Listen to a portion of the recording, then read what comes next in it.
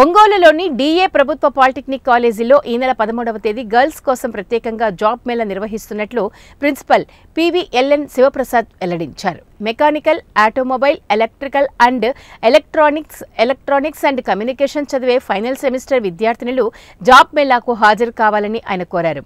Multinational company నిర్వహించే job మేళాను జిల్లాలోని polytechnic diploma విద్యార్థినులు సద్వినియోగం చేసుకోవాలని ప్రిన్సిపల్ శివప్రసాద్ కోరారు. చెన్నై కంపెనీ వాళ్ళు ఇక్కడికి రాబోతున్నారు.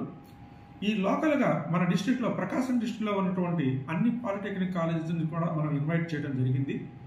ఈ జాబ్ మేళాలో అటెండ్ అవ్వడానికి మెకానికల్ విద్యార్థులు, ఆటోమొబైల్ విద్యార్థులు, అలాగే ఎలక్ట్రానిక్స్ విద్యార్థులు, ఎలక్ట్రికల్ అండ్ ఎలక్ట్రానిక్స్ విద్యార్థులు, ఎలక్ట్రానిక్స్ అండ్ కమ్యూనికేషన్ విద్యార్థులు అందరూ కూడా అర్హులు.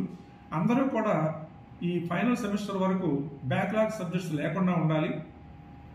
అలాగే ఇంకా ఏంటంటే వాళ్ళకి చక్కటి ప్యాకేజీ ఈ కంపెనీ వాళ్ళు ఇవ్వడానికి ప్రకటించడం కూడా జరిగింది. ప్రతి నెల వాళ్ళకి 25,000 రూపాయల వేతనం వాళ్ళు నిర్ణయించారు. సో గర్ల్ క్యాండిడేట్స్కి ఇది చాలా అత్యుత్తమమైనటువంటి అవకాశంగా నేను భావిస్తున్నాను. కావున ప్రకాశం డిస్ట్రిక్ట్లో ఉన్నటువంటి గర్ల్స్ అందరూ కూడా డిప్లొమా చదువుతున్న వాళ్ళు